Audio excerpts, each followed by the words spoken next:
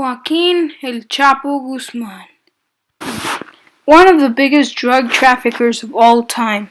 He was born on either December 25th, 1954 or April 4th, 1957.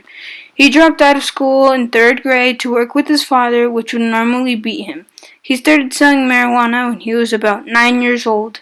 Sometimes he would have to leave his home and run to his grandma's house to stop from being beaten. He made his own business of selling marijuana to make a living for his family because his father would most likely spend all the money on women and liquor. His whole entire life was all on selling marijuana. I personally think if it wasn't his fault that he sold weed because he started selling with his dad. And what your dad does, you think it's okay. So I think if his dad didn't start selling marijuana with him, then I think he wouldn't be one of the biggest drug traffickers of all time. I think he could have done actually something positive in his life if he didn't sell drugs. He is also the leader of the Sinaloa cartel, the biggest drug trafficking business in the world. The Sinaloa cartel gets about $3 billion a day if they took it to America. But don't worry, the business has lost a rate because they call it El Chapo. El Chapo would get 30% of the money they made every day, so he was making about $1 billion a day. But he was captured in February 22, 2014, pretty close to my birthday. So the Sinaloa cartel pretty much suffers now because they don't have their leader to tell them what to do.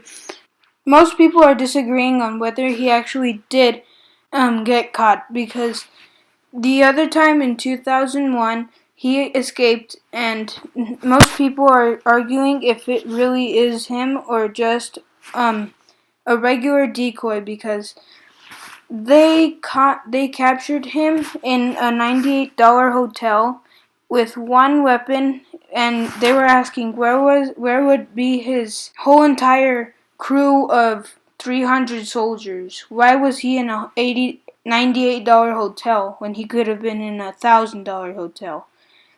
Sometimes he would even walk into 5-star restaurants and pay for everyone. One time he did that. One of the people said, "Listen up, El Chapo is going to be paying for your meal.